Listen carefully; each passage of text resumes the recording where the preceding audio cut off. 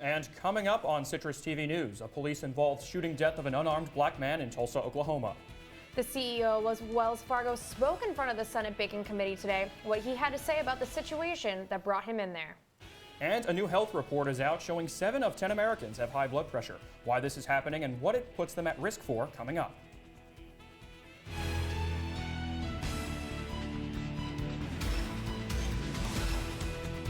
From the Citrus TV studios, this is Citrus TV News live at 6, your campus news leader. Good evening and welcome to Citrus TV News live at 6. I'm Jamie Weiss. And I'm Rob Romano. A 15-year employee of the university is dead after a fatal stabbing this weekend. That's our top story tonight.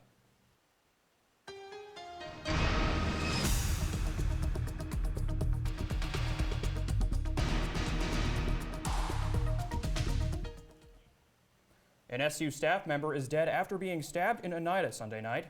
35-year-old Francis Boraski was a maintenance worker at the university's physical plant. Police say 2 teenagers stabbed him around the corner from his house. They are facing murder charges and are being held in the Madison County Jail. The university is releasing a statement saying, quote, "Syracuse University is saddened to hear of the tragic passing of Francis Boraski, a longtime member of our campus community. Our thoughts, prayers, and condolences are with his family and friends during this difficult time." And SU has a new vice president for enrollment and student experience. M. Dolan Ivanovich will oversee the newly combined offices. The school announced in July that the Division of Student Affairs and Enrollment Management would come together. Ivanovich comes from Ohio State University, where he oversees a $28 million budget every year, along with 350 staff members. Ivanovich will start at Syracuse in December. And a new Census Bureau report shows the American economy is vastly improving. Matt Ryle will tell us why it has gotten better and if we can expect to see the same rise right here in Syracuse. If you look at the table of contents, Americans finally got the raise they deserve. The U.S. Census Bureau released a study on Tuesday that showed the national average median household income jumped 5.2% last year to $56,516. And experts say the cause of this economic boost, more jobs. job creation has been very healthy. The unemployment rate is below 5%. All of this is a good sign because when people are working, people are, obtaining incomes. And that's, I think, what's responsible. According to the White House, it is the fastest growth in modern history for the United States. And while the national economy is on the rise, Tukowski says there's also hope of improvement right here in Syracuse. Unemployment rates have been steadily dropping in the Syracuse area, in the wider metropolitan area and in the city. Over time, the economy has gotten better, so I would expect incomes to be nudging upwards and the median income to be nudging upwards as well. The U.S. Census Bureau says it will not release any of the information from 2015 specific to Syracuse until December 8th. So we don't actually know if there's been any improvement in the area. But one thing's for sure, if the national news is any indication, things are looking up for the city behind me. Matt Ryle, Citrus TV. The Syracuse Common Council wants advice from the next generation. Councilor Gene Kessner is proposing a youth advisory committee made of students from local schools. It will help the council to stay in touch with issues important to teenagers who would be chosen through an application process. Kessner hopes to get the committee running as early as next month. And Hotel Syracuse has had a very successful first month of business in the downtown area. 150 events are already planned for the near future at Marriott Syracuse downtown. General Manager Paul McNeil says that the hotel is receiving around an 80% occupancy rate of the available rooms. Since the hotel is fairly new, some additions will be coming in the next 6 months, such as an Irish pub, steakhouse, and a presidential suite. And a 16-year-old is now on the Syracuse Police Department's most wanted list. Police say Christopher Montgomery threatened another teen with a machete and bought a $2 cup of lemonade with a fake $20 bill.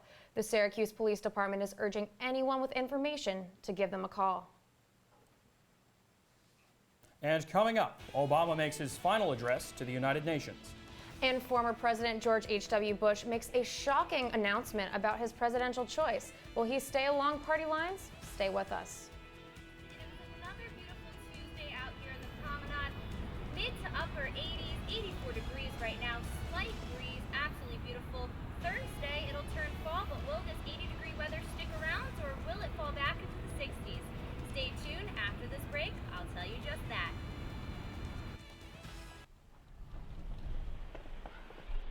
Got a quarter?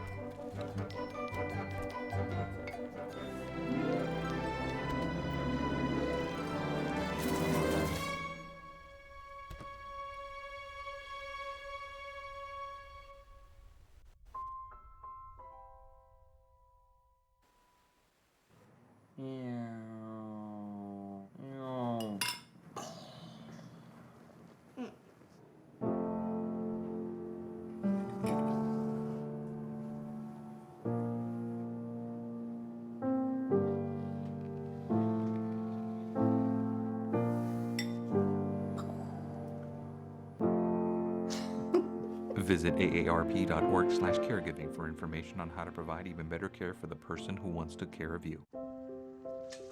I want to eat apples and bananas. I need to eat apples and bananas.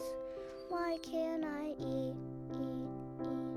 1 in 5 children struggles with hunger in America. Support the Feeding America nationwide network of food banks to help provide meals to those in need. Join us at feedingamerica.org.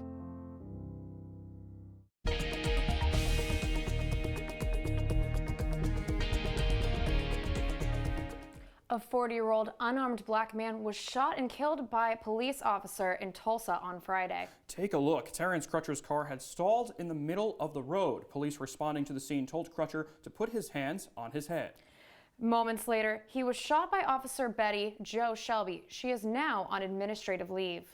The police department has released dashcam and helicopter footage of the shooting. The Department of Justice is investigating. Donald Trump's son is under criticism after tweeting a picture comparing Syrian refugees to Skittles. The picture asks readers if they would eat the Skittles if 3 would kill you. Before then it says, quote, "That's our Syrian refugee problem."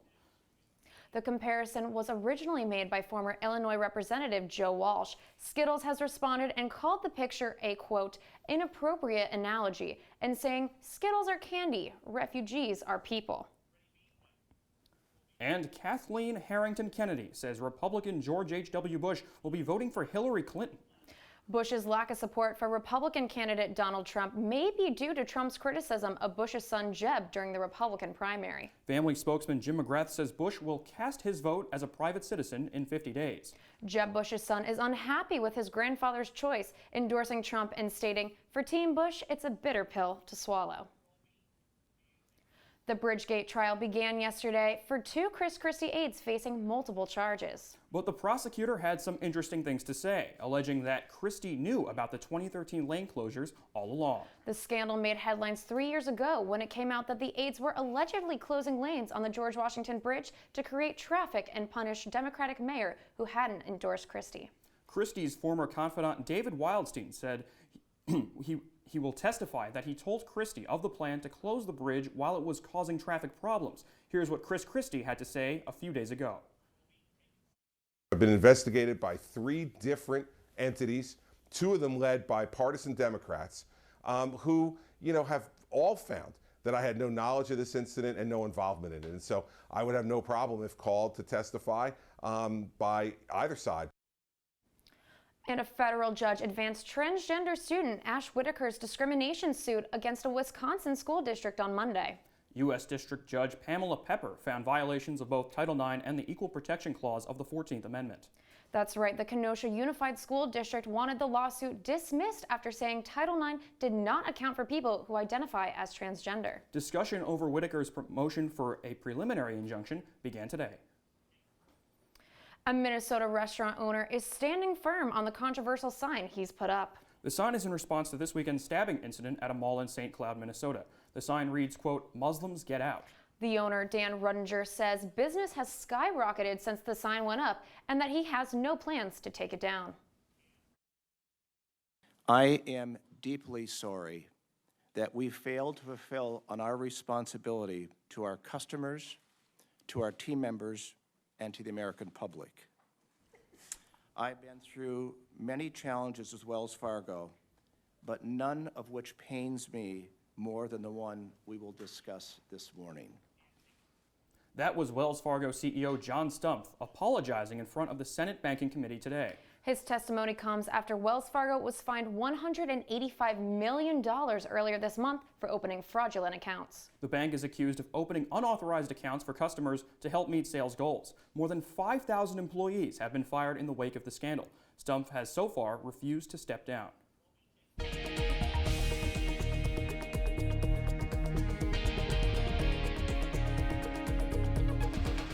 A Norwegian man is now free after a militant Islamist group in the Philippines held him captive for almost a year. Jarkistan was released by Abu Sayyaf yesterday afternoon as part of an ongoing military operation against the Abu Sayyaf group. Whether or not a ransom was paid in exchange for his release is still unclear. Philippines President Rodrigo Duterte commented that it had been a very long negotiation. President Obama made his final address to the United Nations today. He discussed everything from the Syrian civil war to income inequality. Obama's speech was rather gloomy, calling for better cooperation and for countries to work together on global politics. He even took a jab at Donald Trump, saying, quote, "A country with walls imprisons itself." Obama also spoke on the United States' involvement in world affairs. Here's what he had to say. But I believe America has been a rare superpower in human history, insofar as it has been willing to think beyond narrow self-interest.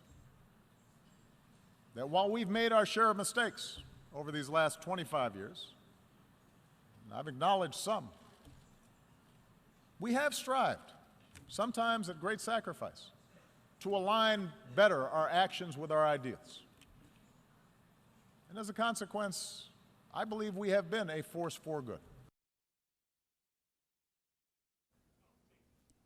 And the Syrian ceasefire is hanging by a thread. The agreement to end hostility is barely staying together after an airstrike hit a humanitarian convoy last night. The Syrian military and Russia are both denying any involvement. The strike comes after a U.S. airstrike that was meant to target ISIS militia hit Syrian soldiers instead. It killed 62. The incident has caused tension between Washington and Moscow. The ceasefire began last week and called for no violence between the Russian-backed Syrian government and the U.S.-backed opposition. And coming up, Nicole Dementry joins us in studio with our full weather forecast. And a popular Hollywood couple is calling it quits.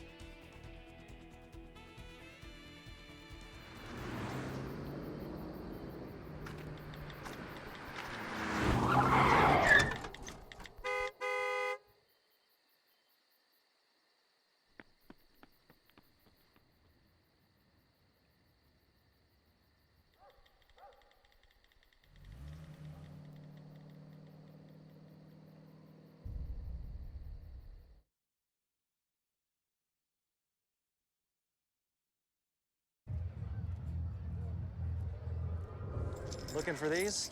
You drive buzzed. It could be one very expensive ride. First, you gotta make bail.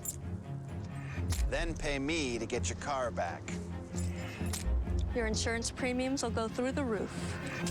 And my legal fees just keep adding up. All told, it could end up costing you $10,000.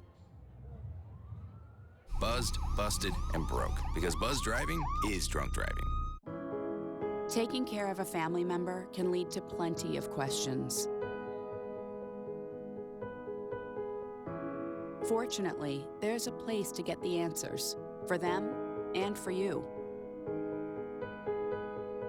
Find articles, tips, and tools from experts and others who have been in your place. the Caregiving Resource Center at aarp.org/caregiving.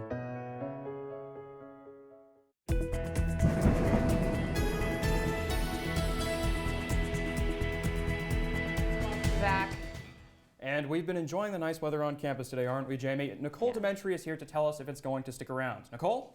Yeah, Rob, I don't know if you've been on the quad today, but it was absolutely gorgeous. It was hot, though, for this time of year. If you're looking here, Rochester, 79. We're the hottest right now. Syracuse, 84. Actually, excuse me, Elmira is the hottest. Down more south, 85 degrees. But let's look at the radar. It was absolutely beautiful today. Is it going to stay beautiful? We're seeing nothing. Absolutely no clouds, no showers, nothing going on. So that means tonight, 55 degrees. It's going to be a little chilly, a little bit of a wind, but 55 this time of September, it should be usual, and it's going to be clear. You don't have to worry about anything, any rain. Now, moving into when you wake up. Now, if you're an early morning riser between 8 and 9 p.m., it should be in the low 60s. It's going to jump up at the high of 81 degrees. Again, a slight breeze, but you shouldn't have to worry about anything tomorrow. Maybe grab a quick jacket that you can take off and put back on when it's cold inside for air conditioning. But if you're looking at the temperatures right now, today we saw 84. Last year at this time, it was 67 degrees. Tomorrow you'll see a high of 82, so low 80s again in the mid 60s last year. And then 84 on Thursdays. Last year it was 76, so clearly you're seeing quite a drop of what it should be. Now going into the 5-day forecast, you're seeing Wednesday, 82 degrees, Thursday still mid to upper 80s, and that's going to be the first day of fall. So that's not really feeling like fall. It's going to cool down on the weekend. Friday, Saturday, Sunday, Saturday and Sunday, you're really going to see that cool down. You're going to see little chance of precipitation, but some clouds, so it shouldn't be too bad. Well, Nicole, like you mentioned, Thursday's the first day of fall. Yes. When are we finally seeing those fall temperatures? Well, Saturday and Sunday, you're going to see around the mid to upper 60s, so it's not going to be too bad, but normally this time of year, you're really feeling low 60s, high 50s, so, it's going to be a change from what we're normally used to. All right, well, thank you so much, Nicole. Thank you.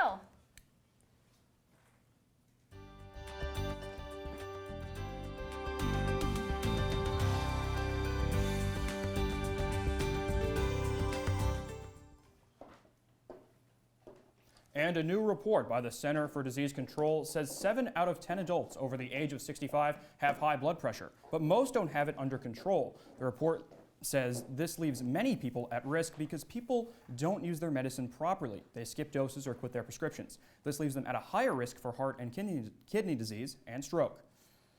And for all of you sweet tooths out there, a new study shows that sugar consumption has gone down 15% in America since 1999, but Americans still consume about 98 grams of sugar a day.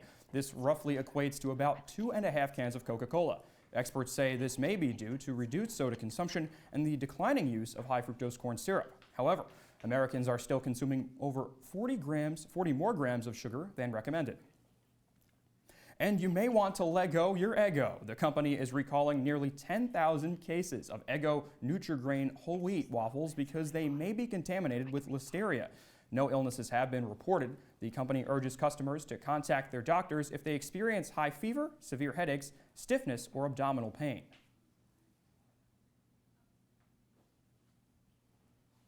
And Twitter is loosening its grip on 140 characters. The rollout of no longer counting pictures, links, and GIFs toward the limit begin today. The announcement first came in May. Currently, the @ symbol still counts towards the limit, though Twitter says they plan to change that soon.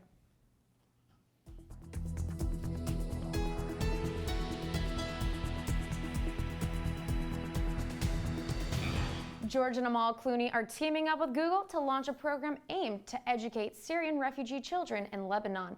Google donated $1 million to the Clooney Foundation for Justice. This donation will help the Clooneys educate more than 250,000 refugee children who are not in school. More than 1.5 million refugees have relocated to Lebanon since the start of Syria's civil war.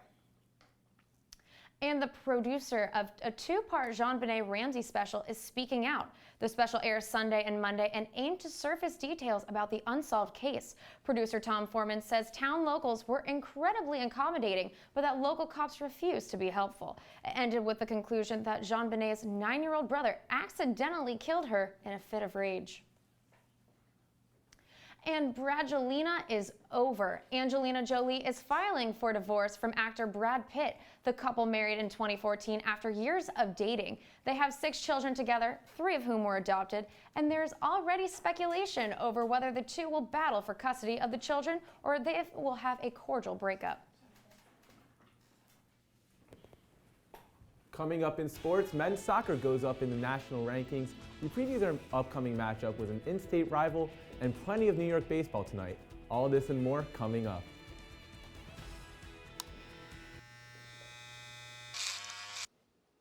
You've messed up your son's haircut. Mom? Do you A, try to fix it? Like it never happened. B, work with what you got? Or C, show solidarity? Thank you, babe. As a parent, there are no perfect answers. But you don't have to be perfect to be a perfect parent. Thousands of teens in foster care will love you just the same.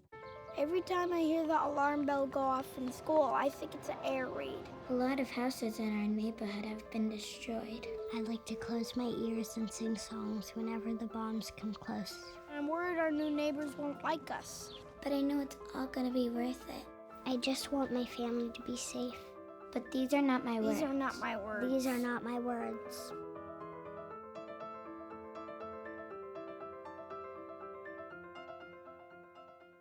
They said I have troll teeth. That my voice sounded like a possessed baby doll. That no one would ever love someone as stupid as me. That I was fat, ugly. Disgusting.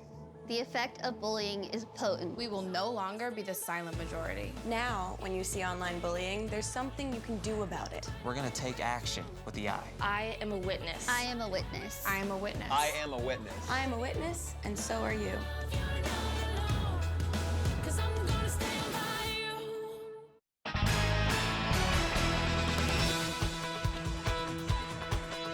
Hello, and welcome to Sports on News.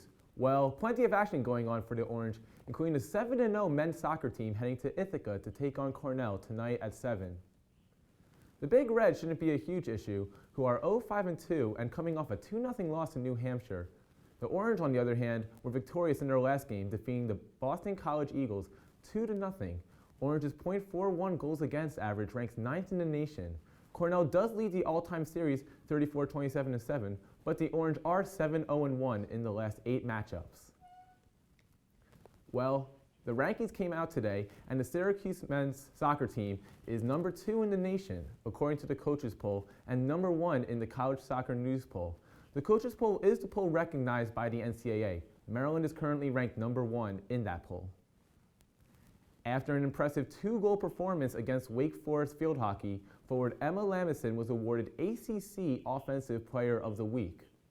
Lamison is already the 6th player from the Orange to receive ACC weekly honors this season. The senior forward is having quite the season so far. She has 9 points this season and has been a big factor in all 7 wins for the Orange thus far. While it is very unlikely the ACC will turn to a ranking from a privately contracted company in the case that Louisville, Clemson, and Florida State finish in a 3-way tie for the Atlantic Division. This would be the ACC's 7th tiebreaker. This would be necessary if Clemson beats Louisville, Florida State beats Clemson, and all 3 teams don't lose again. The ACC decided to do this since the college football playoff rankings it would need is not released until November 29th, and the ACC title game is December 3rd.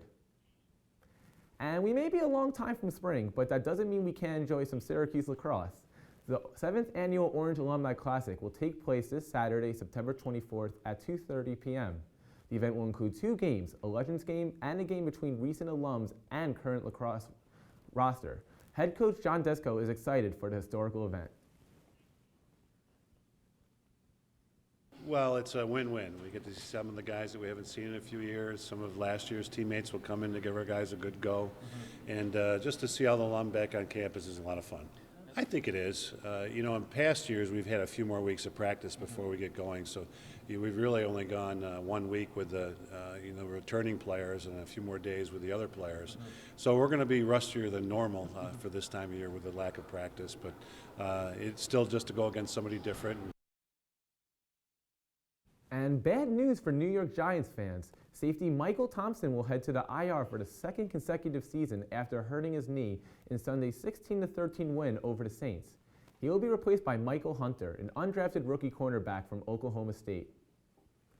And the New York Yankees head to Tampa Bay to take on the Tampa Bay Rays. Michael Pineda, who is 0-3 against the Rays this season, will face Drew Smyly, who is 2-0 against the Yankees this season.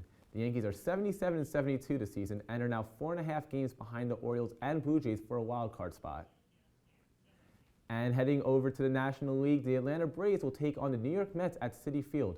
Julio Teheran, who threw a one-hitter earlier this year at Citi Field on Father's Day, will take the mound for the Braves against rookie Robert Gsellman. The Mets are 80-70 and currently in possession of the first wild card spot. And Mike Piazza's historical post-9/11 home run, which every Met fan remembers, will forever be immortalized. The Mike Piazza jersey that he wore in the historical game and the first professional sporting event after the 9/11 attacks will go on display at the 9/11 Memorial and Museum Wednesday, which is the 15th anniversary of the home run. Okay, now Eric, you talk about this jersey, going into its rightful place in order for it always to be remembered. Can you talk about how important that is for this jersey to be immortalized? I mean, especially for people my age who, this was, for me, the first memory I had as a Met fan, him hitting that home run against the Braves. It was such a important moment, especially in New York where, everyone came together, everyone, it was such a tough time, and everyone just came together and really got together for that one game, and the fact that it was Mike Piazza couldn't have been better. Absolutely, that was such an important action that has been taken to place that jersey there. Thank you so much, Eric, and we'll be right back after this.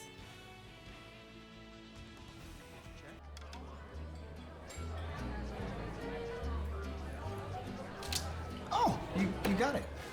Since I got rid of my car, I really enjoy walking. Okay. God, no.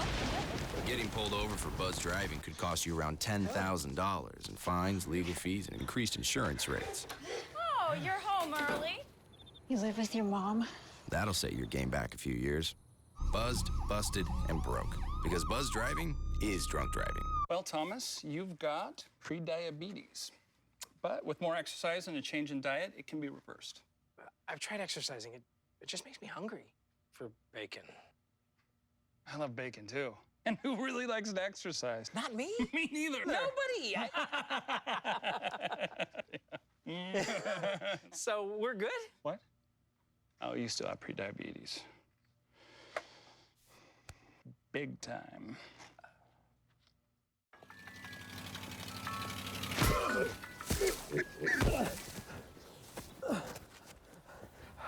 So, same time next week? Well, of course.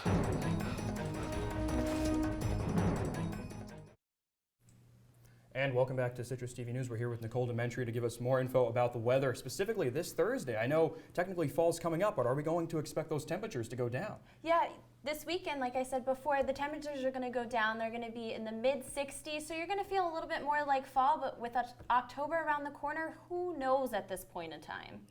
What is one fall activity you're looking forward to in the cooler weather? Oh, absolutely Honeycrisp. I need to find those Honeycrisp. I don't know where they are, but I'm going to go find them. I'll let you guys know. Oh, well, thank you so much, Nicole. Thank you, Nicole. Now, when I think Big McDonald's, Jamie, I think of the Big Mac. I do too, honestly, but it might become more than that. It might even become a fast food restaurant with pesto. Now, McDonald's has been testing pesto mozzarella melts at Southern California locations. And those sandwiches have pesto, cream cheese, mozzarella cheese, spinach, and kale. Well, I have to say, I'm definitely looking forward to it. And that's all the time we have here for Citrus TV News. Thank you so much for watching. Be sure to like us on Facebook and follow us on Twitter, and have a great night, Syracuse.